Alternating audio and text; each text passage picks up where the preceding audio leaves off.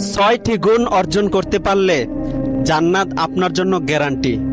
Number 1, কথা বললে সব সময় সত্য বলবেন, মিথ্যা বলা যাবে না। নাম্বার 2, ওয়াদা করলে তা পূর্ণ করবেন, ভঙ্গ করা যাবে না। নাম্বার 3, আমানতের যথাযথ রক্ষা করবেন, খেয়ানত করা যাবে না। নাম্বার 4, সব সময় নিজের লজ্জাস্থানের হেফাজত করতে হবে। নাম্বার 5, চক্ষুদ্বয়কে সবসময় নিচু করে রাখতে হবে, সংযত রাখতে হবে, চোখ দ্বারা কোনো গুনাহ করা যাবে না।